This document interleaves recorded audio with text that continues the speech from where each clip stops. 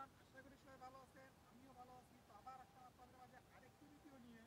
তো এই ভিডিওতে আমি কথা বলবো হলো আমাদের যে সুপারি গাছ আছে, এই সুপারি গাছ কীভাবে আপনারা ভালো সঠিক করে চাষবাস করবেন, কী পদ্ধতিতে, হ্যাঁ। তো এই পদ্ধতিগুলো অনুসরণ করলে আপনাদের সুপারি গাছ সহজে মারা যাবে না এবং খুব তাড়াতাড়ি বলে উঠবে। তার সাথে আপনারা খুব তাড়াতাড়ি এখান থেকে ফলন পাবেন, মানে ফল পাবেন, হ্যাঁ।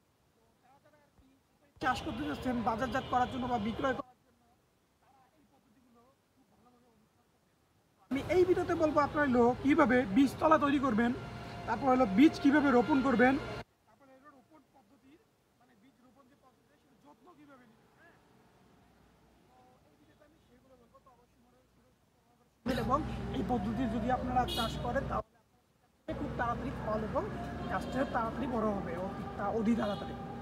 তো বীজতলা কীভাবে তৈরি করবেন, যে প্রতিটি বীজতলা 1 থেকে 3 মিটার পর্যন্ত লম্বা হতে হবে।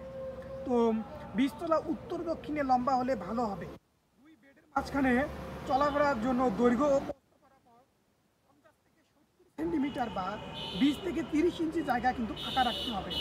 এরূপ ফাঁকা স্থানে মাটি তুলে নালা তৈরি করতে হবে এবং নালার মাটি বীজতলায় তুলে দিয়ে বীজতলাকে বেড আকারে 6 থেকে 8 সেন্টিমিটার কিন্তু উঁচু করতে হবে।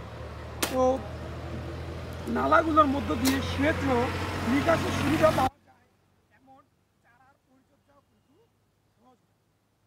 তো এটা হলো বীজতলা। তো বীজ কীভাবে রোপণ করবেন, তো বীজ সংগ্রহ করার পর দেরি না করে বীজতলায় বীজ রোপণ কিন্তু করতে হবে। তো বীজ রোপণের সময় সারি থেকে সারির দূরত্ব হবে আপনার হলো 30 সেন্টিমিটার বা 12 ইঞ্চি, হ্যাঁ। তো বীজ থেকে বীজের দূরত্ব হবে আপনার 25 থেকে 25 সেন্টিমিটার বা 10 ইঞ্চি।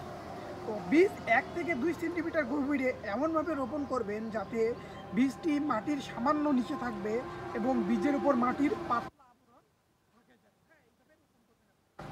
তো রোপণ পদ্ধতির যত্ন কীভাবে নেবেন, পরবর্তী যত্ন কীভাবে নেবেন, মানে বীজ রোপণ করলেন তার পরবর্তী কীভাবে যত্ন নেবেন, সেটা হলো বীজতলা বীজ রোপণের পরপরই ওপরে ছায়া দেওয়ার ব্যবস্থা কিন্তু নেওয়া উচিত আপনাদের।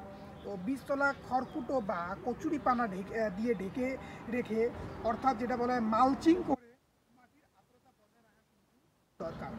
তো বীজতলা সবসময় আগাছা মুক্ত রাখতে হবে এবং অবশ্যই বেড়ার ব্যবস্থা করতে হবে যাতে আপনাদের গরু ছাগল চারাগুলো নষ্ট না করে।